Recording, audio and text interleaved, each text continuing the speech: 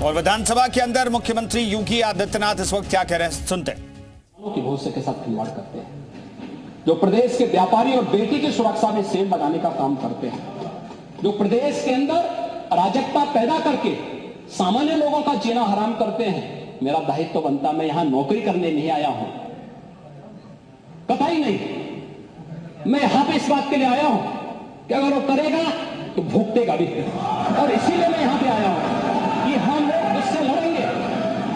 ये लड़ाई हमारी सामान्य लड़ाई नहीं है, ये प्रतिष्ठा की लड़ाई भी नहीं है। मुझे प्रतिष्ठा प्राप्त करनी होती तो मुझसे इससे ज्यादा प्रतिष्ठा अपने मठ में मिल जाती है, कोई आवश्यकता नहीं मेरे लिए। लेकिन इस प्रकार के गुमराह भरे तथ्यों को लेकर क्या बातें हैं आप लोग बोलते हैं, इस प्रकार के अनावश्यक बातों की तरह आप ध्यान आप इस प्रकार की चर्चाएं करते हैं। लेकिन मैं कहना चाहूंगा, और अंत में मैं केवल एक ही बात कहना चाहूंगा, एक काट की हंडिया बार बार नहीं चढ़ने वाली, तो उसका समय पूरा हो गया, पूरा हो गया है, अब नहीं चलने वाला है। और इसीलिए हम लोग तो इस बात के पक्षधर हैं, और वह ये मैं फिर भी आपसे आप लोगों से कहूंगा, आपसे नहीं, आप तो बड़े बुजुर्ग हैं, वयोवृद्ध हैं, पूरे मैं दोनों पक्षों से कहूंगा कि पांडे जी जैसे लोगों को सम्मान मिलना ही चाहिए, क्योंकि वो पीढ़ी लगभग अपने ढलान की तरफ है और मुझे लगता है उन्हें हर प्रकार का सम्मान मिलना चाहिए। लेकिन हम लोग जो भी योजना बनाते हैं यह धरती पर पांव रख करके बनाते हैं, व्यवहारिक जगत का। मैं आपकी बात को इसलिए सुन रहा था, मैंने एक दो बार आपको डिस्टर्ब इसलिए नहीं किया क्योंकि मैं जानता था कि आप जमीन पर रह करके सारी बातों को यहां व्यवहारिक स्तर पर बोलते हैं। और इसीलिए मैं कहूंगा कि एक पांव, जो अटल जी ने कहा था, एक पांव धरती पर रखकर ही बावन भगवान ने आकाश पाताल को जीता था। धरती ही धारण घर करती है, कोई इस पर भार न बने, मिथ्या अभिमान से न तने। मुझे लगता है गलतफहमी नहीं होनी चाहिए समाजवादी पार्टी या कांग्रेस को कि वह बार बार खटाखट जैसी योजना के माध्यम से जनता को धोखा दे सकें। लेकिन मैं आपसे कह सकता हूं, ये सरकार चलेगी, मजबूती के साथ चलेगी, प्रदेश के अंदर ट्रांसफॉर्म करने के अपने अभियान को आगे बढ़ाएगी। प्रदेश के अंदर खिलवाड़ करने की किसी को जरूरत नहीं होगी। और कल की जो गोमती नगर की घटना है, उस घटना में भी हम लोगों ने जवाबदेही तय की है।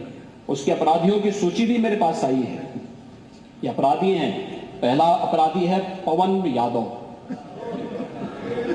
दूसरा अपराधी है मोहम्मद अरबाज। ये सद्भावना वाले लोग हैं, यानी सद्भावना, अब इनके लिए सद्भावना ट्रेन चलाएंगे, इनके लिए बुलेट ट्रेन चलेगी, चिंता मत करो। और उस बुलेट ट्रेन की तैयारी की जा रही है।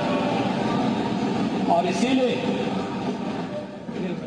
महिला सुरक्षा हमारे लिए सर्वोच्च महत्व रखता है।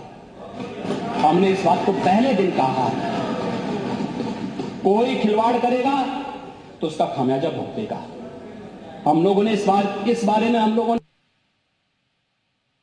तो मुख्यमंत्री योगी आदित्यनाथ को आप सुन रहे थे। विधानसभा की कार्यवाही में उन्होंने साफ तौर पर महिला सुरक्षा का भी जिक्र किया, गोमती नगर की घटना का भी जिक्र किया और कहा कि तमाम अपराधियों की सूची उनके पास है। दरअसल पुलिस पर भी बड़ी कार्रवाई की गई, जवाबदेही योगी सरकार ने और खुद मुख्यमंत्री योगी आदित्यनाथ ने तय किया। विशाल हमारे सहयोगी इस खबर पर बातचीत करने के लिए हमारे साथ लखनऊ से मौजूद हैं। विशाल, सबसे पहले जिस तरीके से समाजवादी पार्टी पर निशाना साधा मुख्यमंत्री योगी आदित्यनाथ ने, वो इंपॉर्टेंट है क्योंकि अयोध्या का जिक्र, अयोध्या रेप कांड का जिक्र करते हुए अयोध्या के फैजाबाद के सांसद के टीम का कोर मेंबर है और फिर भी कार्रवाई नहीं की गई।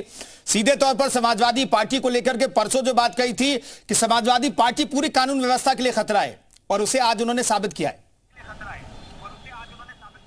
देखिए, बिल्कुल उन्होंने इस बात को कहा कि उन्होंने आज जो है सदन के अंदर 4 ठगों की कहानी सुनाई, सपा पर जो है जमकर जो है उन्होंने निशाना साधा। यहाँ तक कि अयोध्या मामले को लेकर भी उन्होंने सीधे तौर पर निशाना साधा, कार्रवाई की बात की, अपराध को लेकर जो है बातचीत की। तो ये तमाम ऐसी चीज़ें थी जो आज सदन में मुख्यमंत्री योगी आदित्यनाथ कहते नजर आए। करीब अगर बात करें तो 1.5 से पौने 2 घंटे तक उत्तर प्रदेश के मुख्यमंत्री योगी आदित्यनाथ सदन में बोलते रहे और दौरान उन्होंने तमाम चीज़ों को लेकर जिक्र किया। तमाम जो घटनाएं हुई हैं, चाहे वो लखनऊ में गोमती नगर की हो, अयोध्या की हो, हरदोई की हो, उसको लेकर उन्होंने जिक्र किया।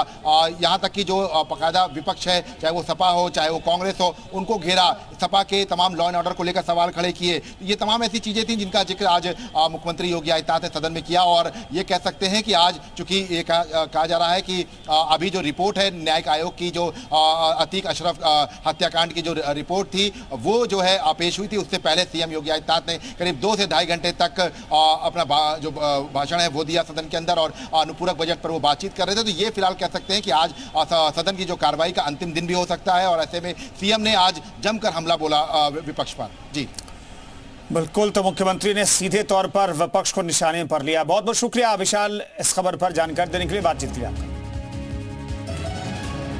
तो मुझे प्रतिष्ठा प्राप्त करनी होती तो प्रतिष्ठा तो मठ में मिल जाती, सीएम योगी ने यह बात कही है सदन के अंदर।